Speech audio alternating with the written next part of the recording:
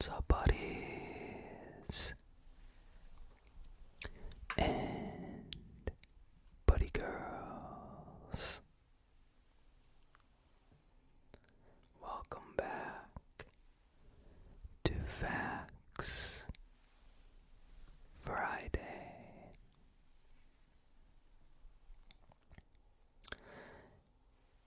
Today's video is going to be about the history of the Renaissance.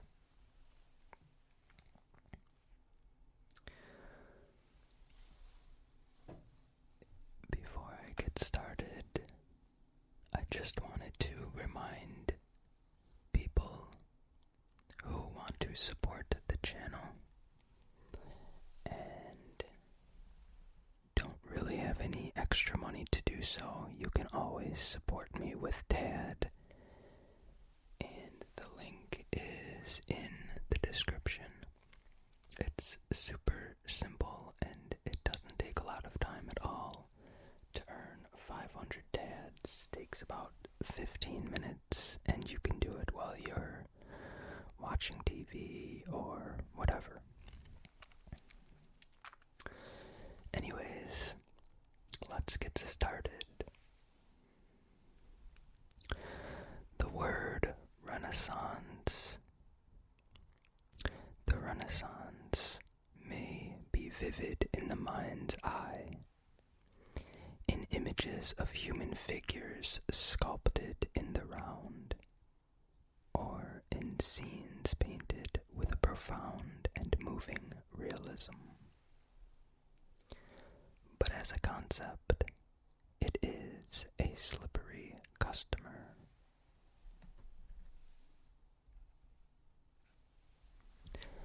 The word is French for rebirth. Historians first use it from about 1840 for the period from the 14th to the 16th century, implying a rediscovery of rational civilization, exemplified by Greece and Rome. After the medieval centuries, seen as superstitious and artistically primitive, the term Middle Ages, also coined by historians, makes the same point in a different way, defining the medieval period merely as the gap between classical and modern civilization.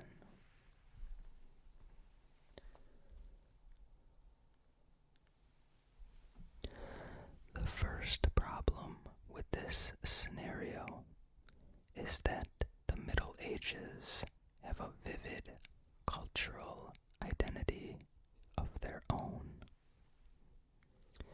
different from the classical pattern, but not necessarily inferior.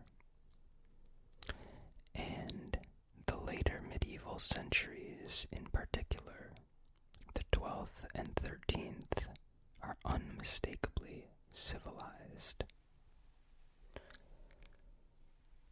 The second difficulty is that it is impossible to establish clear dividing lines between medieval and Renaissance. In art, particularly sculpture, stylistic hints of the coming Renaissance can be seen well before 1300. But there is one field in which a new start is consciously made in the 14th century. This is the revival of the study of classical literature.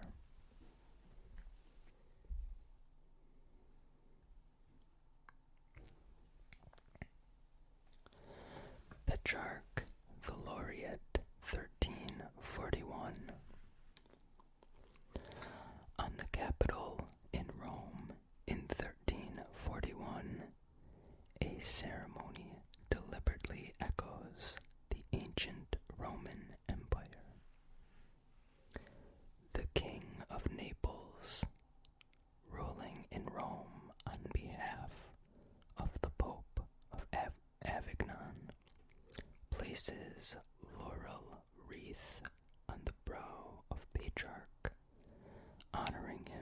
just as Augustus might have honored Virgil.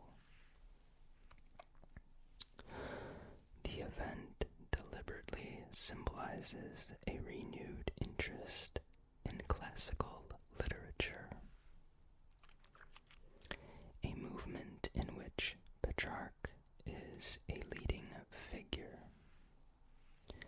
But the new poet laureate adds a contemporary touch. He immediately goes to the tomb of Saint Peter and places it on his wreath.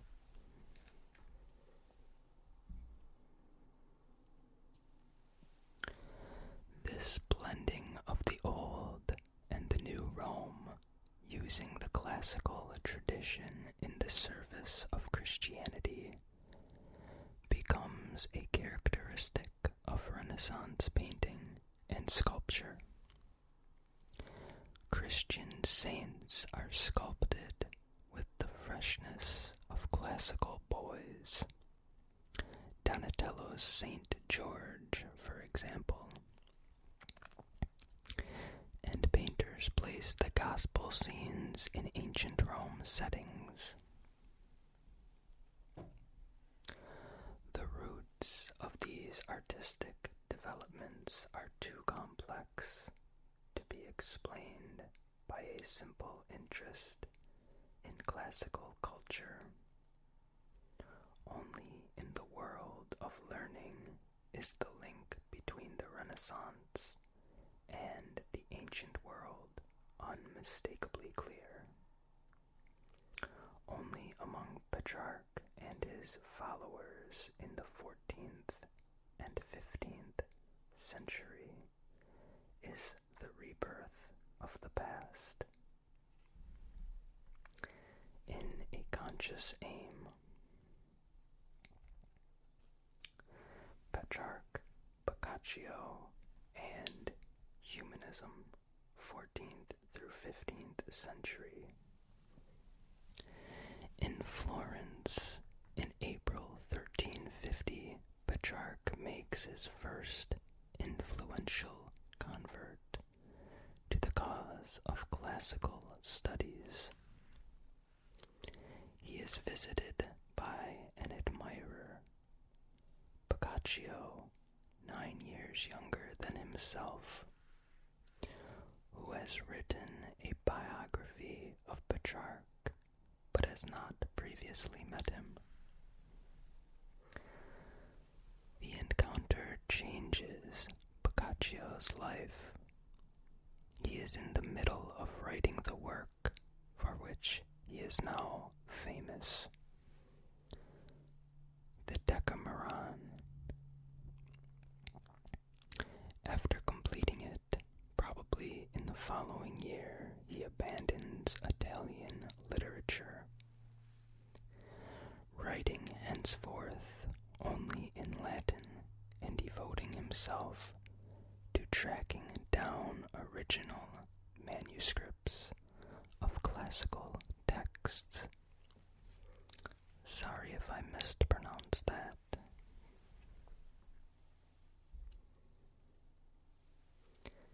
Masaccio is just one of the many followers of Petrarch who visit ancient monastery libraries.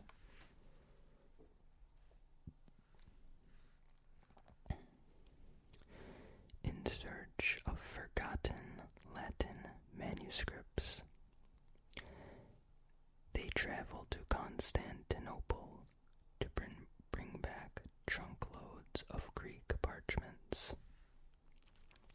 They clamor among ancient ruins to note the inscriptions. They copy out their findings and present their manuscripts to friends. Soon, the invention of printing will greatly speed up the spread of these texts. They form academies, echoing Plato's Academy, in which they read musical themes. They attempt performances of music and drama in what they believe to be the classical style. The members of one academy in Rome are even arrested for indulging in pagan classical rites.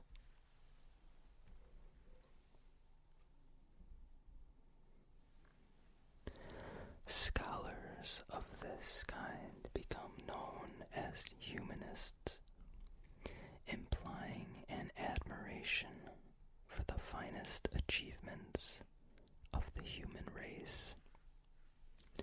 Human excellence and virtue is now seen as valuable in itself, in this present world of ours, rather than as a necessary qualification for entry to a world beyond.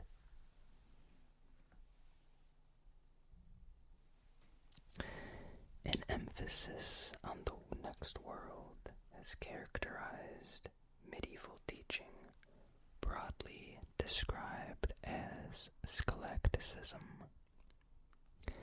Humanism, in contrast to scholasticism, represents the cast of mind of the Renaissance.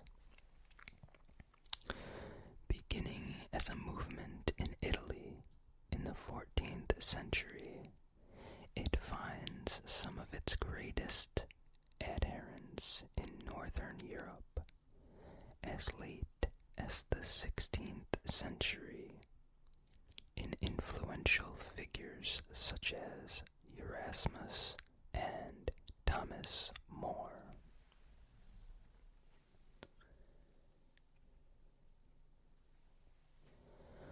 Roman and Italic 15th century.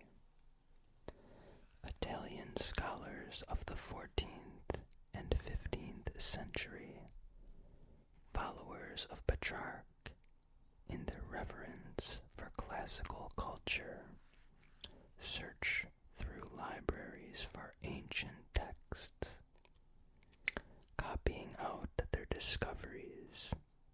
They aspire also to an authentic script.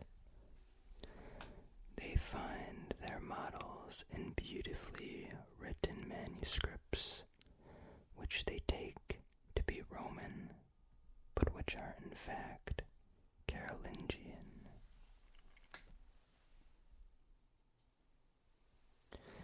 The error is a fortunate one. The script devised for Charlemagne's monastic workshops in the 8th century is a model of clarity and elegance. It is adapted for practical use in slightly different ways by two Florentine friends, Poggio Bracciolini and Niccolo Nicolai. Bracciolini, employed as secretary at the papal court in Rome from 1403, uses the ancient script for important documents to the rounded lowercase letters of the Carolingian script. He adds straight-edged capital letters, which he copies from Roman monuments.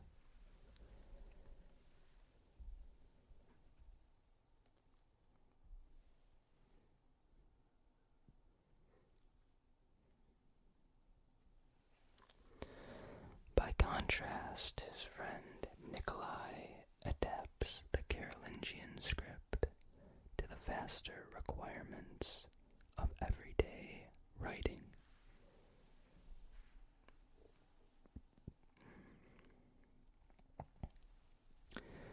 To this end, he finds it more convenient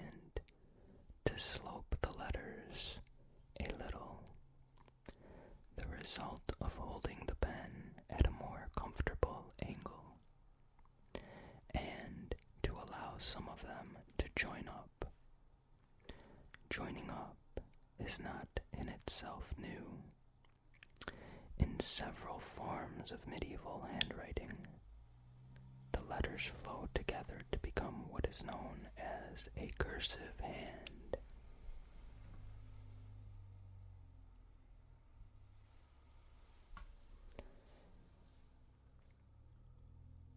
Printers in Venice later in the century, attempting to reflect the classical spirit of humanism, turn to the scripts of Brunelleschi and Nicolai. The rounded but upright style of Brunelleschi is first used by the French printer Nicolas Jenson. Shortly after his arrival in the city in 1470. This typeface is given the name Roman, reflecting its ancient origins. In 1501, another great Venetian printer, Aldus Manutius, needs a contrasting and smaller type for a pocket edition of Virgil. He turns to the script of Nicolai in everyday use by fashionable Italians and calls it accordingly Italic. Roman and Italic eventually became a standard part of every printer's repertoire. Art and architecture in Florence, 1411 through 1430. Three Florentine friends, an architect, a sculptor, and a painter, are recognized in their own time as being the founders of a new direction in art, subsequently known as the Renaissance. In the preface to an influential book on painting, published in 1436, Alberti says that the work of these three has convinced him that the ancient arts can be revived. They differ considerably in age. The architect Brunelleschi is the oldest.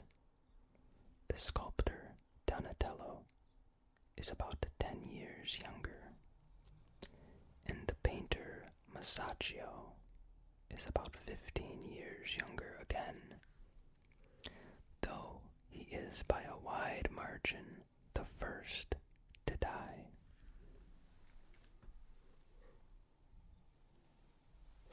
Brunelleschi is the pioneer who first consciously applies a Renaissance curiosity to the arts, where the humanists visit Rome and other ancient cities to copy inscriptions. He notes the dimensions and sketches the details of the ruins and surviving buildings of classical antiquity.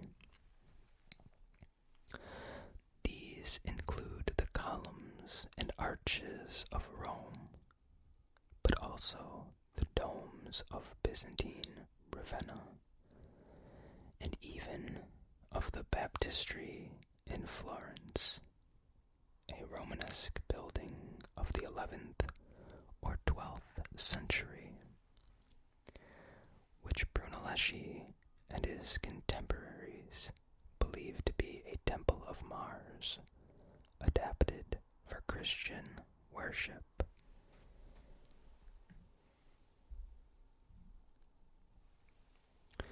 His aim is to abandon entirely the medieval heritage, even if lack of historical knowledge makes the break less absolute than he intends. Brunelleschi is a painter and sculptor,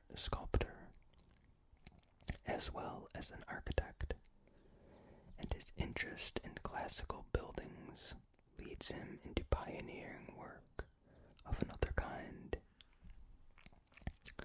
He is the first to evolve a scientific theory of perspective, which he is said to have used to startling effect in murals in the baptistry and the Palazzo Vecchio in Florence.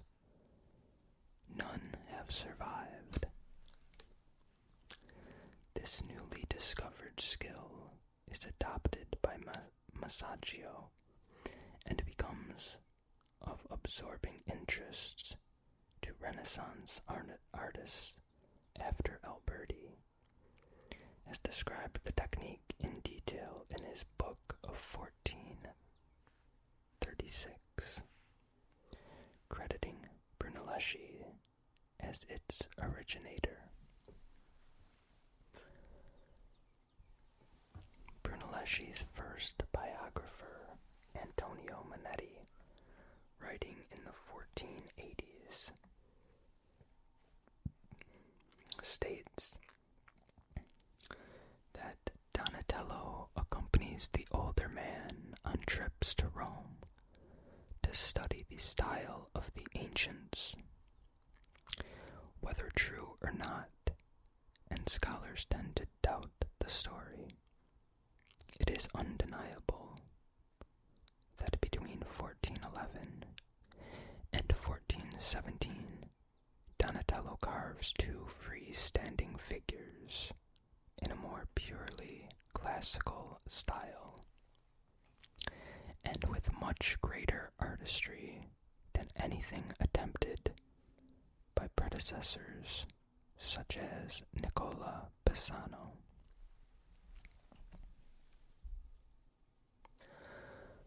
These figures, profoundly significant in the story of sculpture, are commissioned by two of Florence's guilds.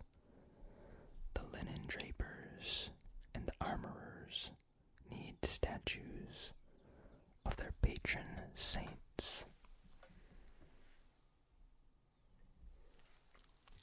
Donatello, 1411 through 1450. In 1406, the authorities in Florence order the guilds to commission statues for the niches already allotted to each of them in the outer wall of Orson Michel, a building erected in the mid-14th century as a combination of trading place and shrine, in honor of a miracle-working image of the Virgin Mary, which is housed here. Any guild which has not provided a statue within 10 years will lose all claim to its desirable and prestigious niche. In 1411, the linen drapers commission the young Donatello in his mid-20s to provide a marble statue of Saint Mark. In about 1415, he delivers to them the first freestanding Renaissance sculpture. The larger-than-life size Saint Mark stands in a completely relaxed pose, with his weight on one foot. Folds of loose drapery vividly suggest a projecting knee and jutting hip. The figure has the solid and characterizing quality of Roman portrait sculpture. Even though the beard and long robes seem to echo the saints on the facades of Gothic cathedrals.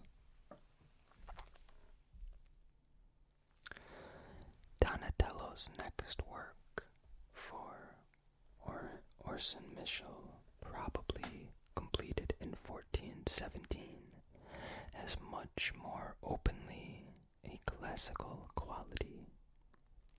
Saint George, a clean-shaven young man, scantily clad in Roman armor, confronts the viewer with a direct look closer to the heroic quality of Greek sculpture than the brutal realism of Rome. The same openness amounting now to a positively provocative sense of physical confidence is characteristic of Donatello's most famous statue, the astonishing bronze David, a boy in a saucy hat with the head of Goliath at his feet.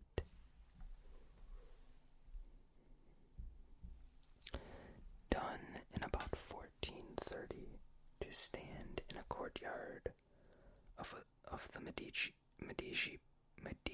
Palace. This is the first life-size nude sculpture since classical times. It reintroduces one of the great themes of Greek sculpture in a burst of glorious confidence and with a new mood of wit and playfulness. Donatello revives yet another ancient tradition in a work of lasting influence when he is commissioned in 1443 to provide an equestrian portrait for Padua of the Venetian condottiere Erasmo da Narni, known as Guatemala or Guatemala. Sorry about the mispronunciations. The work is completed in about 1450 and is set up in Padua in 1453. The massive composition, horse and rider together stand more than 11 feet high, harks back to the mounted statue of Marcus Aurelius in Rome. This is the predecessor of every dignitary riding in bronze through the streets of modern cities, but few have the stern severity of this uncompromising soldier of fortune.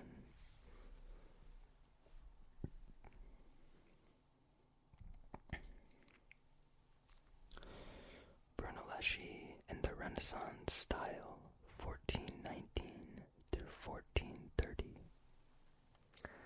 The creative blend of Brunelleschi's classical studies and his own imagination is first seen in a hospital for foundling children, of which construction begins in 1419. Although the ingredients of this facade of the Ospedale degli Innocenti are the familiar ones of Roman architecture, an arcade of columns supporting rounded arches beneath a row of rectangular windows surmounted by pediments. There is an entirely new feel in the balance between them. The proportions, the sense of slender elegance Renaissance style, Brunelleschi's contribution to the story of architecture can be seen in its purest form in another building in Florence, commissioned by a member of the Pazzi family of bankers. Work begins on the Pazzi chapel in 1430. The columns and central arch on the facade of this tiny building are reminiscent of Brunelleschi's earlier founding hospital. But here the mood of calm and perfect balance extends also to the interior. Every surface from the floor to dome is planned in an interacting display of curves, circles, arches, rectangles, and small roundels.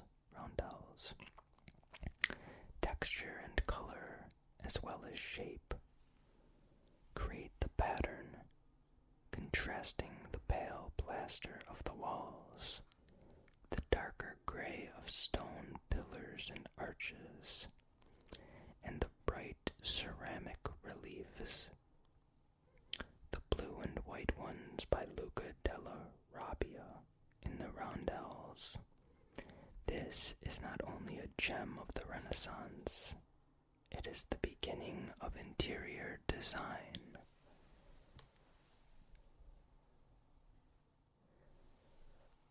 Masaccio and the Brancacci Chapel, 1423 through 1428. In about 1423, a Florentine silk merchant, Felice Brancacci, commissions frescoes for a chapel in Santa Maria del Carmine. His choice of artist is Masolino, who brings into the project a younger colleague, Masaccio. Most of Masolino's frescoes in the chapel have been destroyed or painted over, but those done by Masaccio before his very early death in 1428 are among the great turning points of the Renaissance.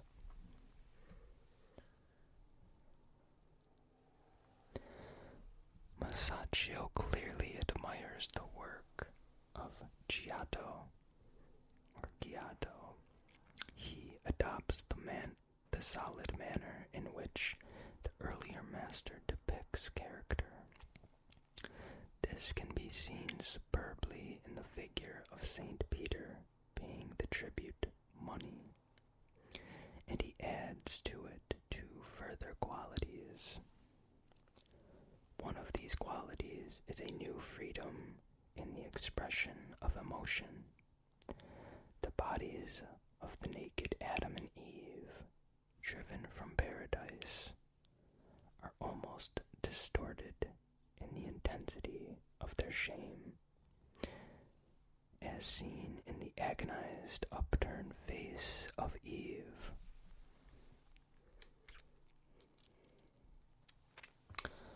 The other significant new element is an increased ability to create figures with a real sense of air around them. The apostles, hearing Jesus tell them that tribute money should be paid to Caesar, make a freely arranged group in an entirely believable open space, flanked by receding buildings on one side and a landscape on the other. Classical perspective, 15th century. The sense of depth achieved by Masaccio is partly thanks to the new Renaissance interest in the science of perspective, which goes hand in hand with the rediscovery of the appeal of classical architecture. Masaccio makes use of both themes in his illusionistic Trinity. In the Church of Santa Maria Novella in Florence, where the crucified Christ and other figures appear within a dramatically receding Roman arcade.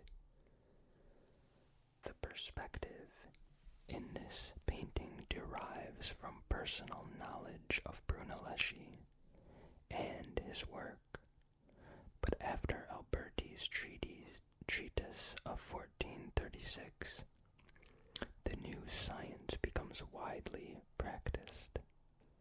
Indeed, perspective becomes something of an obsession with Italian painters of the 15th century. A genius such as Piero della Francesca uses perspective with exquisite skill and restraint, but Paolo Uccello, famous for his use of the technique, verges on the obsessive in his painstaking arrangement of crossed lances and foreshortened corpses in the Battle of San Romano.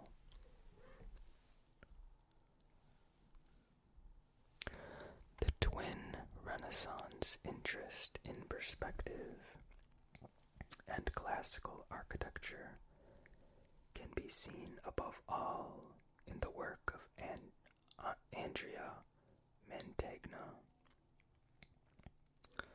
His Christian scenes take place in totally convincing vistas of Roman buildings, often ruined, and the dead Christ of about 1485, with the pierced soles of his feet thrust into the face of the onlooker, is the most famous example of foreshortening in the history of art.